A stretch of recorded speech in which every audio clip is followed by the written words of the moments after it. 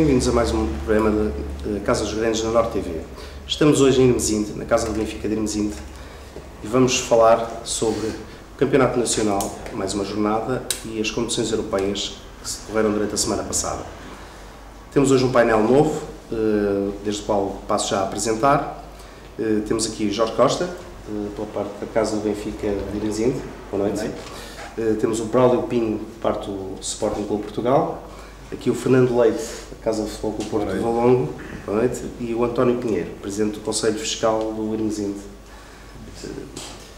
Vamos então dar início a este programa, falando e arrancando aqui com a pessoa que joga em casa, com o Jorge Costa, que é treinador de futebol juvenil do Ataiense, falando sobre o jogo de terça-feira, o Benfica-Barcelona. Jorge, perguntava-lhe, será que era o resultado que já se estava à espera? Não, de forma alguma. Julgo que todos os benfiquistas esperavam que pudéssemos saborear uma vitória. Portanto, não foi possível. Julgo que no jogo o Benfica acabou por entrar bem, apesar de ter sofrido o golo no início do jogo. Teve oportunidades no decorrer ainda da primeira parte de poder igualar e até mesmo passar para a frente, não conseguiu, e fruto da estratégia depois da equipa técnica, que o Jorge Jesus, a equipa esteve um bocadinho, na minha opinião, esteve um bocadinho recuada e acabámos por sofrer as consequências, apesar das expectativas iniciais de todos os benfiquistas serem um bocadinho mais. Portanto, ficámos todos um bocadinho aquém, porque seria importante conseguirmos uma vitória, até para demonstrarmos que o Benfica está vivo e está forte, tem uma equipa que é capaz de se bater com qualquer equipa da Liga. No final do jogo, penso que o sentimento deve ser um pouco comum em quase todas as equipes que jogam com o Barcelona. O Benfica jogou bem,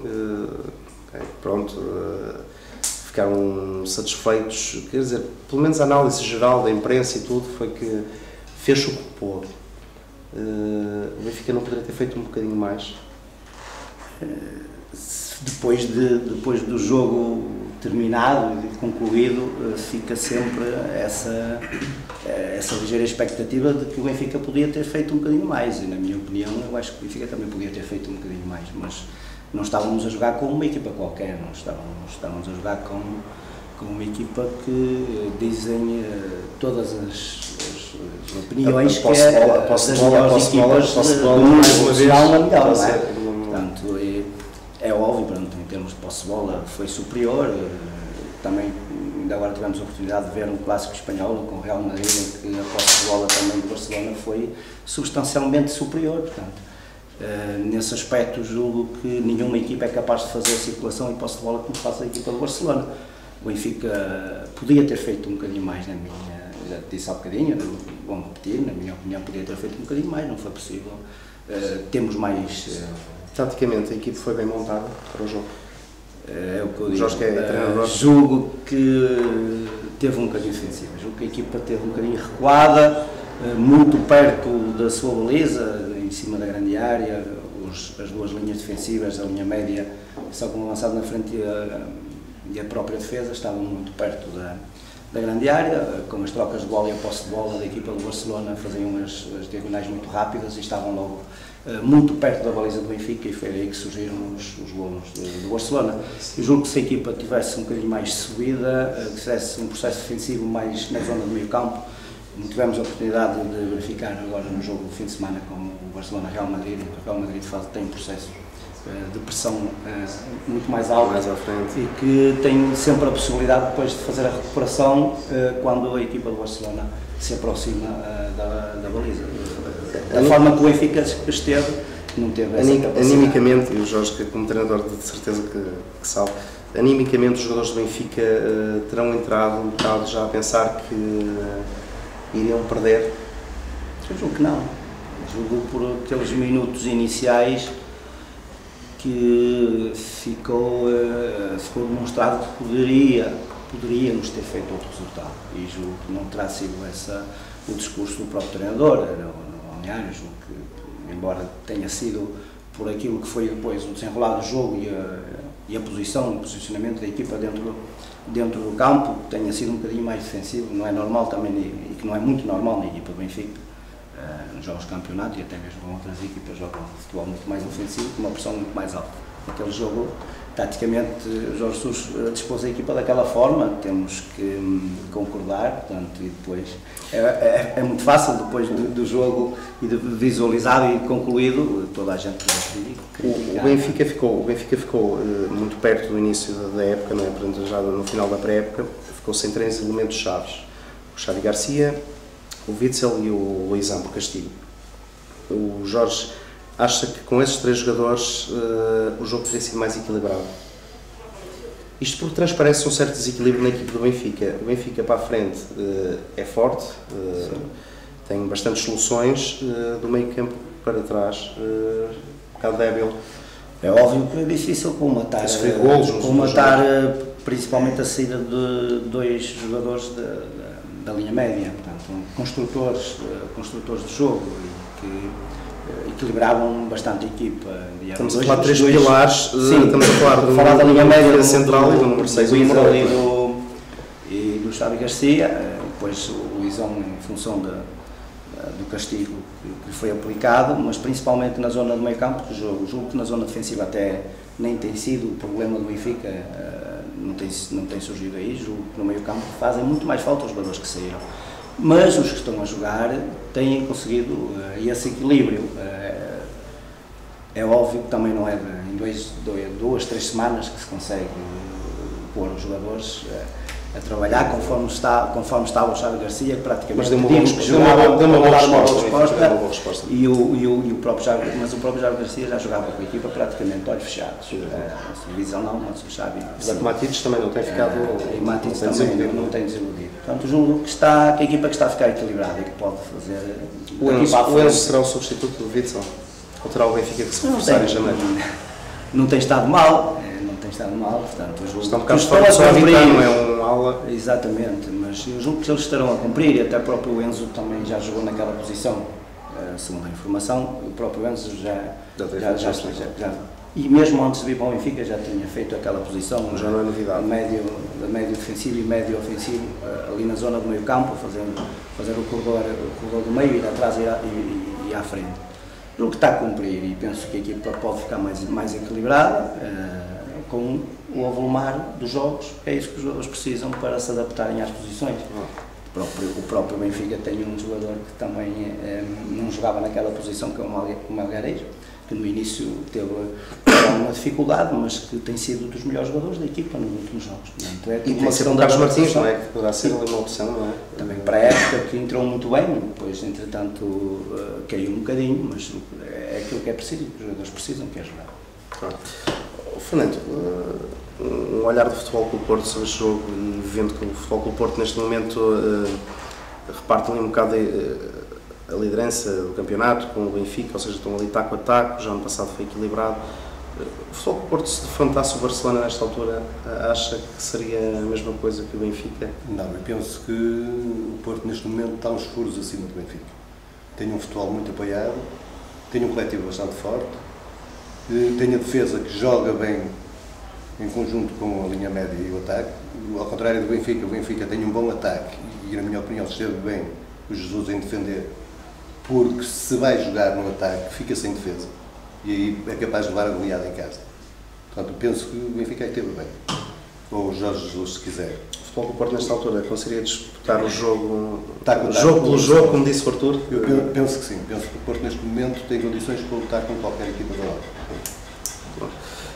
António, uma visão de fora do Hermesinde sobre este Benfica-Barcelona. Ora bem, o Benfica... O resultado foi justo? Eu penso que o resultado foi justo, embora o Benfica tenha demonstrado pouca ambição no jogo. Eu acho que o Benfica entrou bem no jogo. Logo aos 2 minutos o Bruno César tem uma mata à entrada da área, tem um bom remate pela defesa do Valdés, e a primeira vez que o Barcelona chega à baliza do Benfica faz gol. Não é? E isso torna logo, a estratégia do Benfica fica logo toda desmontada, a meu ver, não é? Logo, passado 2 minutos, o Benfica pode empatar o jogo com o Lima isolado e torna a falhar. Quer dizer, logo aí notou-se e o Benfica começou a decair e depois caindo na teia do futebol do Barcelona é completamente difícil jogar.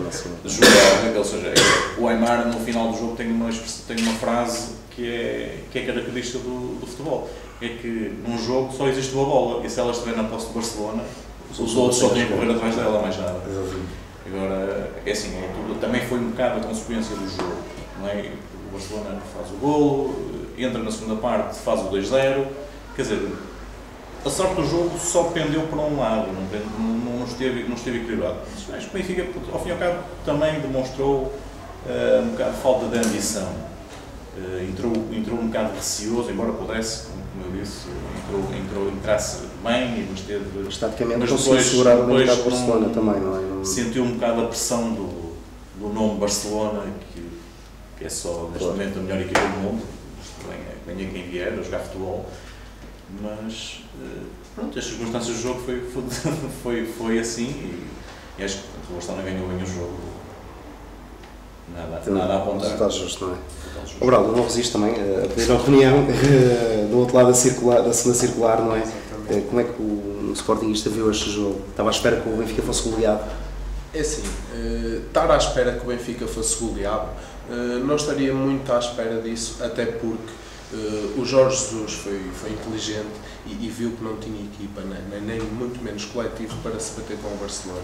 E pegando aqui nas palavras do colega, tenho que discordar, porque faz aqui qualquer tipo de analogia entre o Benfica, Barcelona e o Real Madrid, Barcelona, e comparando os dois jogos, em nada tem que ver o Real Madrid a jogar com o Barcelona e o Benfica a jogar com o Barcelona. E quanto ao jogo propriamente dito... o Benfica esta época já deu 5 ao Real Madrid. Sim. Se vamos por analogias... Exatamente. Deixe-me interromper só para criticar. Num jogo oficial, exatamente. Foi jogo oficial, foi no jogo em que ganhou. Exatamente. Certo? Sim, o Real Madrid não estaria na sua maior força, são jogos diferentes, não é? Não podemos... No entanto, o Jorge Jesus montou a equipa já pensando na força, digamos, do Barcelona e montou uma equipa a pensar em defender, exatamente, abdicando de atacar, porque em certos momentos do jogo eu via o Lima, que era o homem mais avançado do Benfica, atrás da linha do meio campo, ou seja, só consegui ver 2 ataques do Benfica de algum perigo, que foi o remate do Bruno César e aquela jogada que tem o Lima, a hipótese de fazer o 1-1, e depois só deu Barcelona e pronto. Contra uma equipe destas, que troca a bola com ninguém como o Barcelona, realmente só o Real Madrid provavelmente é que poderá jogar taco a taco com eles. Pronto, exatamente. Muito bem. Que, a meu ver, é a equipa melhor do mundo, é o Real Madrid neste momento. Até porque não posso dizer que o Barcelona seja a melhor equipa da atualidade, a melhor equipa do mundo, até porque não é campeão do país dele. Não é? Sim, é a opinião. Muita gente discorda, não é? Porque eu já ouço muita gente dizer que o tiki-taka do Barcelona que é sonolento, começou a adormece, é sempre o mesmo estilo de jogo, mas é eficaz. Exato. Nos últimos tempos o Barcelona não ganhou o campeonato ano passado, mas tem ganho quase tudo, não é? Muito maior. O que se coloca aqui em causa não é, digamos, a constituição das equipas em si, que é óbvio que a formação do Barcelona e a formação do Real Madrid estão acima, claramente, estão acima de qualquer das outras equipas, mesmo do Futebol Clube do Porto, mesmo do Benfica e qualquer outra equipa, a nível de jogadores, são uma constelação de estrelas, e não é isso que eu coloco em causa. O que eu coloco em causa é o posicionamento da equipa dentro do campo e a forma como se adapta a equipa para jogar com o Barcelona. E aquilo que eu digo, e ao fazer a comparação, é que o Benfica, e não desmentiu aqui o colega, é que o Benfica esteve a jogar muito perto da sua grande área, esteve muito recuado, na minha opinião, enquanto a formação do Real Madrid joga num tipo de pressão completamente diferente, mais à frente, na zona de meio campo, mais ofensiva. Exatamente, porque o Real Madrid joga para ganhar e o Benfica, quanto ao Barcelona, não jogou taco a taco para disputar o resultado, não jogou, a meu ver, para ganhar, mas sim um bocadinho na expectativa, à espera do erro do Barcelona. Se jogasse para ganhar como o Sporting jogou, levava 3, ou trazia mais um saco cheio. Exatamente. Jogou não. Exatamente. Não. É assim, neste momento, e também temos que olhar que estamos numa fase de grupos. provavelmente o Benfica e o Barcelona defrontaram-se a pensar em pontos e não em eliminatórias, não é? Muito provavelmente o Benfica, se isto fosse uma eliminatória, uns quartos de final, umas meias finais, o Benfica não poderia jogar assim.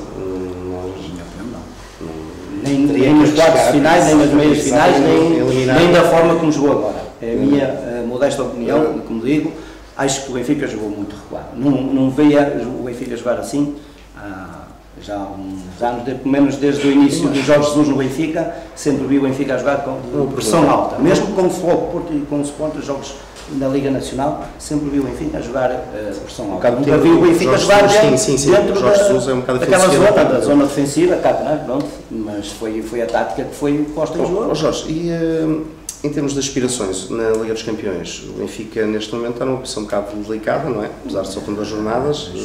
Julgo que Barcelona provavelmente será o vencedor do grupo. Será o vencedor do grupo, espero que consiga vencer depois teremos o Celtic e o Spartak da mesma forma, para lhes tirar a possibilidade de fazerem pontos, da mesma forma que foi com o Benfica, e depois o que se espera é que o Benfica também estes dois jogos são fundamentais e que consiga somar pontos para poder aspirar a passar o grupo. Sim, porque estamos a falar que a realidade dos clubes portugueses exigem que praticamente agora passem aos quartos de final, não é? Porque aos oitavos de final, desculpa, o encaixe financeiro que isso acarreta, não é? Exatamente. Neste momento é uma mais-valia. Estou convencido e convicto que o Benfica pode disputar o jogo pelo jogo com as outras 2 equipas, com o Celtic, que já ficou demonstrado que tem capacidade para isso, portanto, o jogo que acredita que o Benfica se vai qualificar para os oitavos de final? Acredito que o Benfica se vai qualificar, terá que vencer o Spartak nestes 2 jogos e depois também o Celtic em casa e poderá passar a fase atual. Vamos então agora falar do jogo com o Futebol Clube Porto. O Futebol Clube Porto defrontou na quarta-feira o Paris Saint-Germain, no Estádio do Dragão, venceu por 1-0, um golo já quase no final, mas segundo a comunicação social foi um bocado unânime o mérito da vitória. Eu iria perguntar aqui ao Fernando se corrobora da opinião que foi uma vitória justa, uma vitória sem espinhas, não é como se costuma dizer? Eu sem espinhas não diria que foi um jogo bastante disputado, podia ser com um resultado mais dilatado, tivemos melhores oportunidades, aliás, o Paris Saint-Germain não conseguiu quase matar. Estamos a falar de uma equipe que investiu 170 milhões de euros. Com caríssimos, estamos a falar de treinador de top, e que eu não achei nada de especial naquela equipe. Foi 1-0, podia ser 2 ou 3, e se fosse 2 ou 3 não faria mal, porque o Porto criou... Isto foi mais mérito do Futebol Porto ou mais de mérito do Paris Saint-Germain? Porque a imprensa foi um bocado unânime que o Futebol Porto fez, se calhar, o melhor jogo da época. Pressão... Eu penso que há muito mérito do Porto. Muito mérito porque a equipa está compacta, não é só deste jogo. Teve aquele lapsozito com o Rio Ave, mas não é só mesmo, portanto, do jogo do Paris Saint-Germain. Foi agora com o Sporting, uma equipa bastante consistente. Não deixou, basicamente, que o Sporting atacasse, não deixou que o Paris Saint-Germain chegasse muito perto e com perigo à baliza de Porto. Portanto, houve ali no jogo Paris Saint-Germain, houve ali, se calhar, um bocado de falta de finalização, há umas oportunidades perdidas. Eu diria que será, às vezes, a sorte do momento, em que aparece sempre algo de estranho que não deixa direcionar bem a bola. Ou aparece um defesa, O Futebol Porto revela uma coesão defensiva neste momento bastante apreciável. Sofre muito poucos golos. Neste jogo parece que a Saint-Germain controlou ali bem. Estamos a falar do Ibrahimovic. O Ibrahimovic para mim desiludiu-me completamente. Eu esperava muito mais dele, um jogador muito parado. Sinceramente, eu se fosse presidente do Paris Saint-Germain, daria ordens para o encostar alguns jogos. Porque ele efetivamente não fez nada, não sei se por mérito. Este fim de semana teve um bocado soberbo quanto ao Marselha, fez uma exibição daquelas... Não sei se será bem por mérito da defesa do Porto, se será de mérito do jogador, mas eu achei que ele correu muito pouco para aquilo que ele está cotado. Para ser Saint-Germain neste momento será um conjunto de bons jogadores e ainda não uma boa equipe, se calhar. Falta-lhe a equipe. E em termos de aspirações, o Futebol Porto tem 6 pontos, lidera o grupo. Assim, tentar ganhar jogo a jogo. Ganhou o principal rival. Tentar ganhar o próximo, e ganhando o próximo. Estes dois com o Dinamo Kiev são decisivos também, um bocado num contexto diferente, se calhar, do Benfica, porque o Futebol do Porto tem 6 pontos, o Benfica neste não tem 1, não é? Para já, para mim, como portista, são todos decisivos. Quero vitórias. Decisivo nunca é. Há a possibilidade neste grupo de fazer 9 pontos e passar. Sim, porque as contas da Liga dos Campeões são sempre um bocado complicadas. Há equipes que com 9 pontos não passam, há outras com 7 que passam.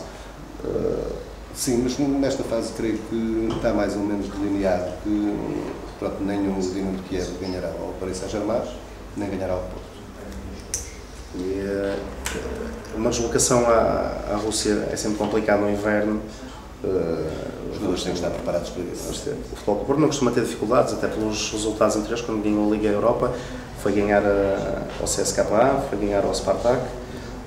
Nas locações à Rússia não costuma ter muitas dificuldades, mas o frio é sempre a neve, o relevado sintético. Pois, é sempre o problema maior será cidades. efetivamente o relevado sintético e provavelmente o relevado muito danificado. O Jackson passou um bocado ao lado nesse jogo. A figura se calhar foi mais o Rames. O Rames marcou um golo fora de série também. O Ramos é sempre figura. Está encontrado o substituto. Exatamente. Eu penso que sim e acho que já o ano passado o treinador devia ter apostado um pouco mais nele. E acho que o Porto beneficiou da saída. Ainda é muito jovem, não é? Estamos a falar de um atleta Sim, que tem sim, mas 21 e 22 anos. Melhor ainda porque mais 1 ou 2 anos tem tendência a ficar melhor. Será que o Porto vai conseguir segurar o Futebol do Porto? Difícil. Penso que tanto o Ramos como o João Moutinho vão ser difíceis de segurar até já em janeiro. São os 2 jogadores em destaque até agora. Para mim são. António, partilha da opinião que o Futebol do Porto venceu justamente, foi se calhar o melhor da competição da época? Eu acho que quando uma equipa ganha é sempre o justo vencedor. Pode haver a polémica que vem depois, não é? A equipa que ganha, que marca mais gols, é sempre o justo vencedor. Depois, se foi por falta dos estranhos ou não, isso são os jornalistas que depois vêm dissecar essas situações. É assim, o jogo do Porto, eu por acaso não vi, vi só um resumo do jogo. É assim, o que vem provar é que os milhões não fazem uma equipa. E o Paris Saint-Germain vai provar que não é gastar milhões em jogadores que é campeão. O campeão não é por decreto. Eu recordo que o Manchester City passou um bocado, se calhar, por isso, não é? Exatamente. Mas acabou, passado um ano... Ao fim de 3 anos, a investir cerca de 300 milhões de euros... Conseguiu ser campeão. E conseguiu ser campeão aos 93 minutos na última jornada. Não é? Não há que lembrar essa situação, não é? Mas desiludiu o Paris Saint-Germain? Um bocadinho, acho que desiludiu um bocadinho. O Porto jogou normal. Jogou a Porto, como o próprio treinador diz, e eu acho que o Paris Saint-Germain desiludiu e não sou tão da opinião de que o Ibrahimovic tenha sido tão mau como isso.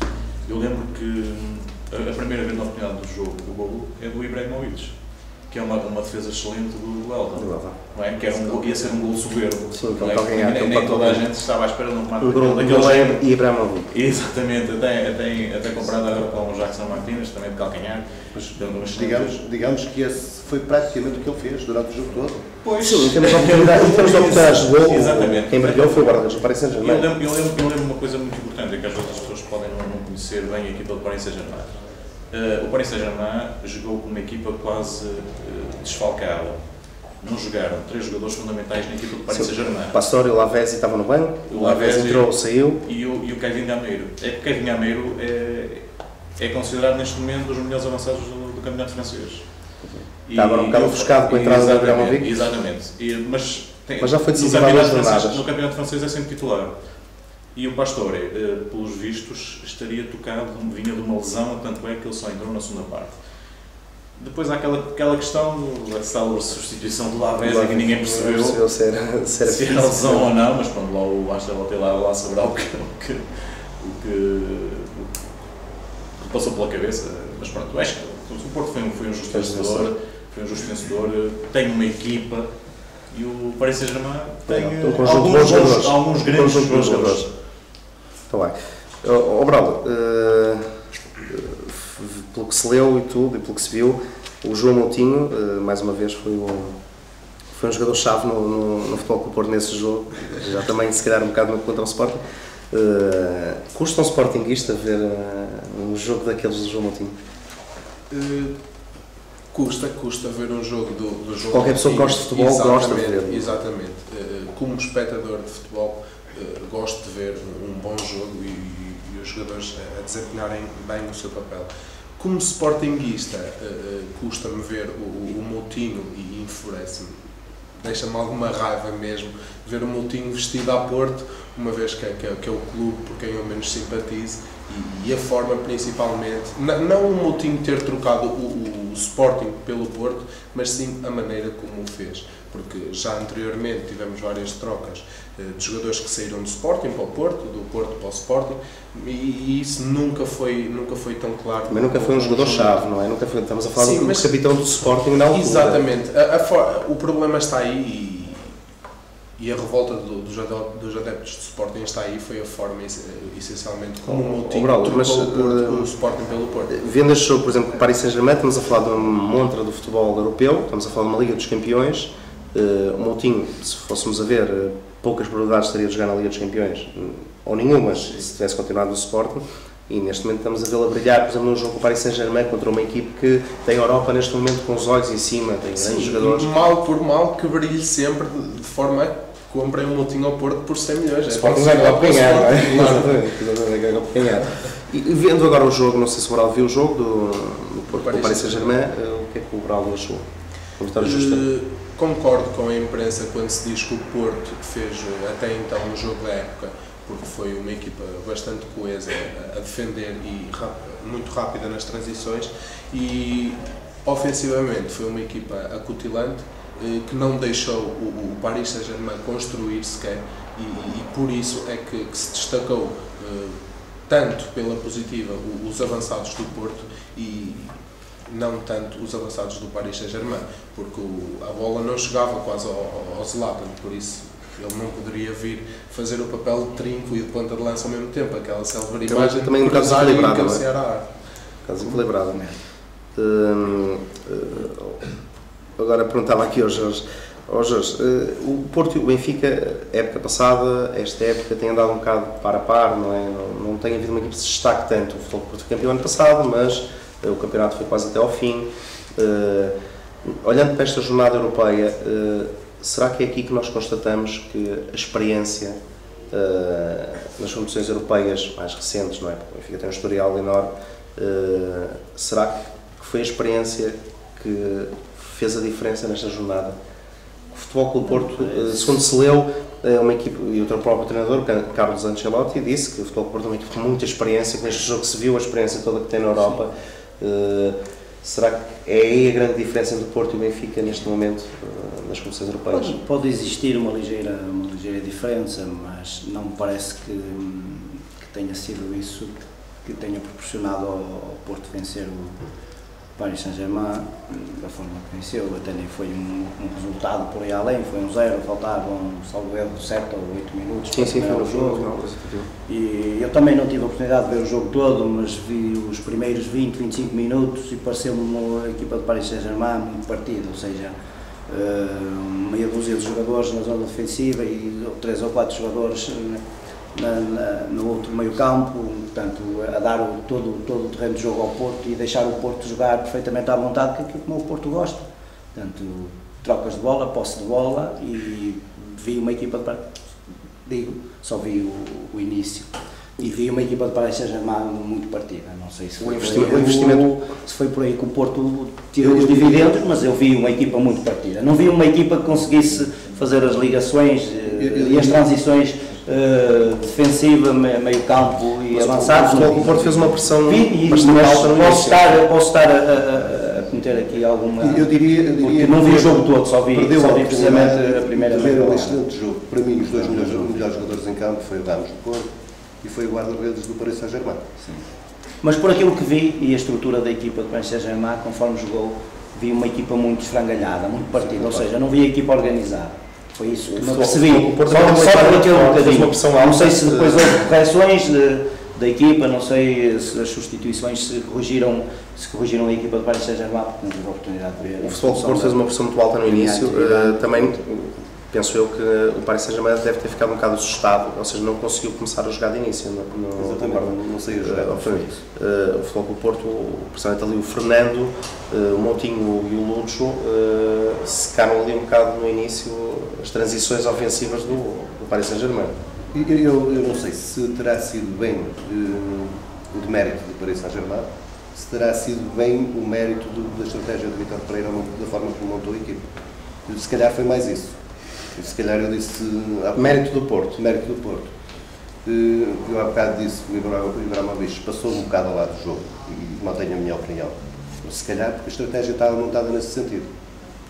Neste grupo o Porto também tem a obrigação Sim, em função daquilo que dizia há pouco, da experiência, tem a obrigação de ser superior a todas as equipas. Estamos a falar do Dinamo Zagreb, do Dinamo Kiev, do Paris Saint-Germain, são equipas Jorge, mas eu ao nível de qualquer outra equipa, tirando as exceções já aqui faladas, não é? Mas o Futebol Clube do Porto ano passado também tinha um grupo teoricamente acessível, com a mesma experiência, Shakhtar, o Zenit e o Apoel, com uma estrutura mais consistente, e acabou por ficar em terceiro. Portanto, é por isso que eu digo, o Porto tem a obrigação, principalmente nos jogos em casa, de vencer estas equipas para ter aspirações a passar à fase de grupos.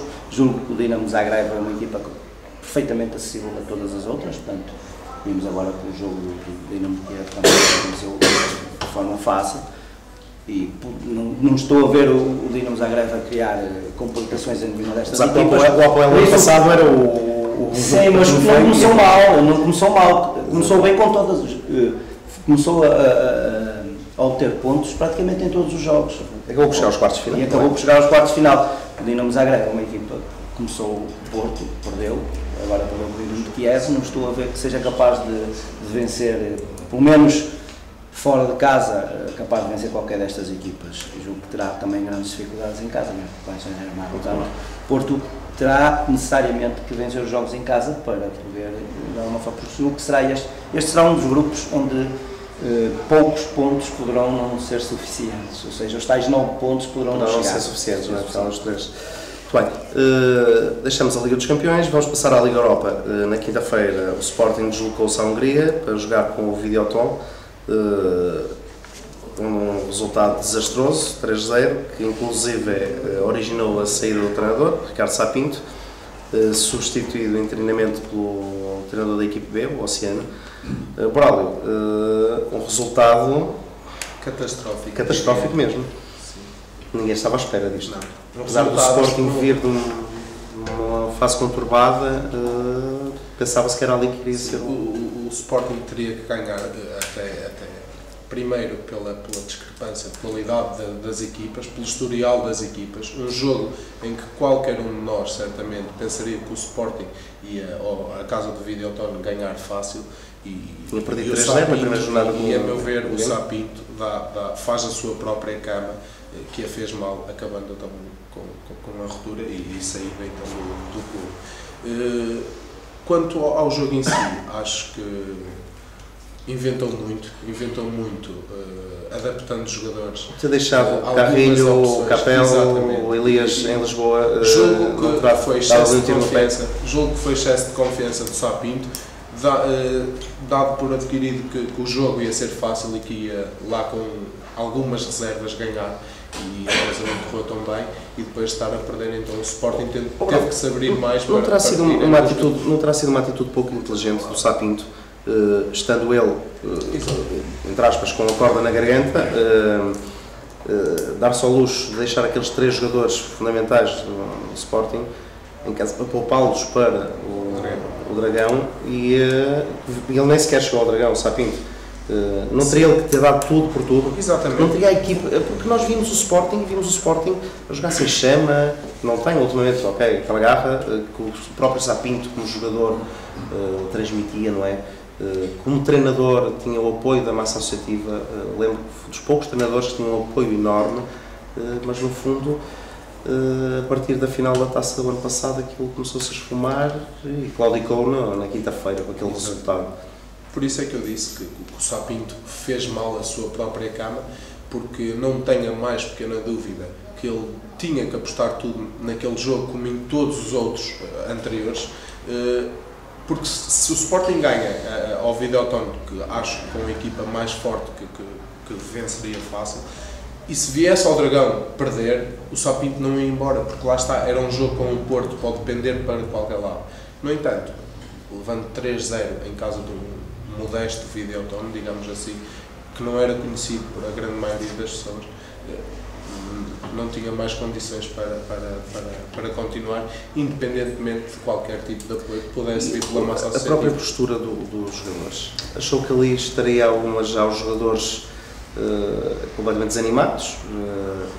Estariam eles a fazer a cama já ao Sapinto? Não acredito que isso tenha acontecido com o Sapinto. Menos concentração total, de bola à russa, fazer aquele atraso? Exatamente. Não acredito que tenha acontecido isso neste grupo para com o Sapinto. Que o tenha acontecido com o Domingos, por exemplo, que os jogadores tivessem feito a cama ao treinador, mas com o Sapinto não, porque todos os jogadores praticamente vêm em defesa do treinador, mesmo após a saída dele, eles vêm encabeçar-se como culpados e não atribuindo qualquer responsabilidade ao Sapinto, dizendo que a culpa era deles, e por isso é que não me pareceu que houvesse aqui qualquer confronto ou qualquer problema entre os jogadores e o Sapinto. Aliás, o Sapinto, a meu ver, o ponto forte do Sapinto está na mentalidade que incuta aos jogadores, e isso viu-se o ano passado, pegou na equipa num momento mais débil e conseguiu unir o grupo.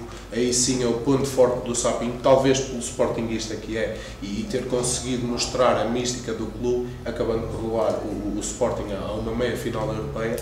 No entanto, desde que ele pegou, toda a gente já via que o problema, se existisse, poderia vir mais à frente, que era no início desta época, e o que se veio a revelar que o Sapinto, apesar de muito sportinguista que é, e todos os sportinguistas só têm a agradecer o que ele fez pelo Sporting, não tem estofo ainda, não tem esta leca necessária para ser treinador do Sporting. O próprio discurso do Sapinto, que nos deixava algo inquietos, mas o Sapinto dizia sempre que estava tudo bem, a equipa ok, vai responder, não teve tão bem, mas, ou seja, o discurso nunca era... Eu falo nisto, por exemplo, em contraponto com o discurso de Jorge Jesus. Tentava ser o Benfica, quando joga mal, o Jorge Jesus tem uma postura diferente, mais agressiva, se calhar a picar mais os jogadores, mesmo para termos motivação. Não estaria ali tudo acomodado, até a própria direção do Sporting, não há ninguém que saia em defesa. O Godinho Lopes, o presidente, veio falar, pedir desculpa aos sócios, não há uma voz ali, esta voz que se ouviu de Luís Duque no final do jogo com o Futebol Clube do Porto, incomodado, a dizer sim senhora, foi a arbitragem, ali já se notou, ali há uma indignação. No fundo, no final do jogo do Videoton não houve indignação, houve um conformismo, não? Não, eu acho que não houve um conformismo, porque nenhum sportinguista se pode conformar com uma derrota pesadíssima, uma goleada, digamos, de um 3-0 de um Videoton, não se pode conformar, mas sim resignar, envergonhado. Foi a imagem que transpareceu, quer dos jogadores, quer do Sapinto. Quanto ao conformismo do Sapinto nos jogos que correram menos bem, eu ouvi várias vezes o Sapinto, infelizmente, várias vezes, dizer que aquilo não era o Sporting dele, não era aquilo que ele pretendia, dizendo que a atitude da equipa tinha que mudar, e só com trabalho é que isso se iria conseguir, prometendo, lá está, com muito poucos frutos. Quanto, só mais uma observação. Quanto à voz de comando do Luís Duque, acho que aí já está a roçar um bocadinho o problema da atualidade no Sporting, que é um problema de estrutura, sendo que o Godinho Lopes, quando assume a presidência do Sporting, vem com um discurso de ruptura, que o Sporting tem que mudar interinamente, ou seja, os órgãos sociais e o corpo dirigente do Sporting tem que mudar. No entanto, eu sempre que olhava para a lista do Godinho Lopes, via senhores que num passado recente lá estiveram com o Godinho Lopes, e isso para mim não significa ruptura, ou seja, é uma continuidade. E se formos ver as declarações mais recentes do Godinho Lopes, ele diz que ganhou com o Sporting, com estes homens, e que quer dar continuidade a essa época quando ele venceu, ou seja, estamos aqui perante uma continuidade ou perante ruptura. Não consigo perceber, até porque não apoiei, nem concordo que seja o Godinho Lopes atualmente presidente do Sporting. No entanto, foi eleito pela maioria. Acho Julgamos que nós. Acho que tem de haver uma mudança radical a nível da estrutura mesmo, completa. Sim, sim. Eu acho que utilizava o Bruno Carvalho nas eleições. Era o meu presidente do Sporting, era o Bruno Carvalho, nunca o Godinho Lopes. Eu continuo atento à realidade do clube, não tem sido aquela oposição destrutiva, pelo que se tem analisado, não tem sido até, tem dado a voz ao Presidente, ao Godinho Lopes, não é? Tem apoiado minimamente, não tem sido tão crítico quanto isso. Acha que vamos ter eleições antecipadas no Sporting? Deus queira que sim. Tal como o Godinho Lopes toma a presidência do Sporting com o Domingos a seu lado, dizendo que o projeto dele para o Sporting não é de um ano, mas sim para um triênio, não dando sequer a mínima oportunidade do treinador lá estar um ano para mostrar se poderia ou não cumprir os objetivos. Porque da última vez que o Sporting foi campeão, lembro-me perfeitamente que à passagem de dezembro para janeiro, o Sporting estava, se não estou em erro, a 7 ou 9 pontos de distância do primeiro classificado e conseguiu ser campeão. Lá está. As coisas inicialmente não correram bem, em dezembro reforçaram-se e conseguiram chegar numa realidade já um bocado distante. Exatamente. Exatamente. Agora, quanto à ruptura, acho essencial e acho sinceramente que vai haver alguma pressão se isto continuar assim, da massa adepta e quer dos candidatos derrotados nas últimas eleições para que isso aconteça e se assim for, o Godinho Lopes já mostrou algum respeito, não queria dizer medo da claque do Sporting, porque o Godinho Lopes só tirou o Sapinto do comando do Sporting após a reunião com a Juventude Leonina. Isso é outro caso complicado. Braulio, obrigadíssimo. Estamos quase a fechar a primeira parte. Eu só pedir uma breve opinião da situação deste 3-0 do Sporting, António. Foi uma desilusão para um português também, não é? Não sei se anda adepto, se calhar, do Sporting, não sei.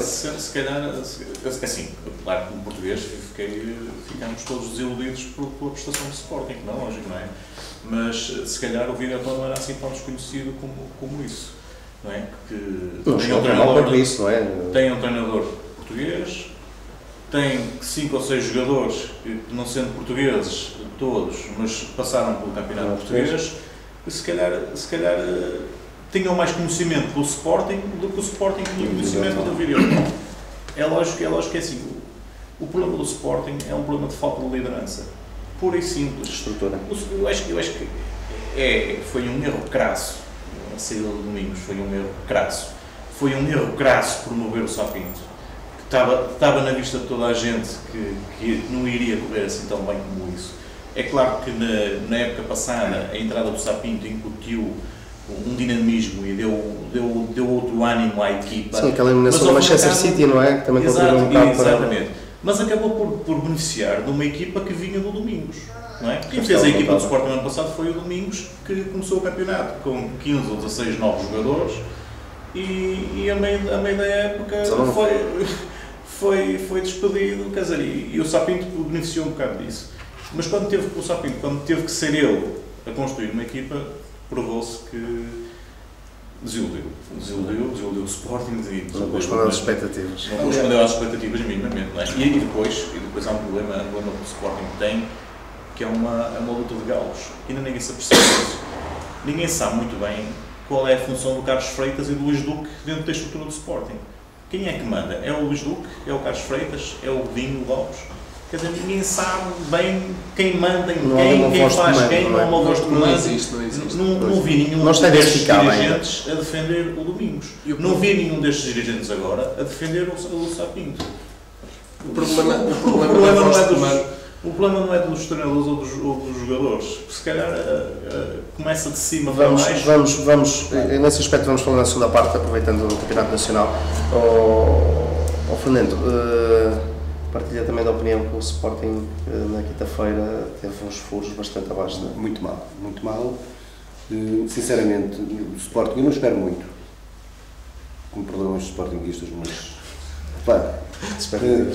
não se faz uma equipa de futebol com 19 jogadores novos em 2 anos.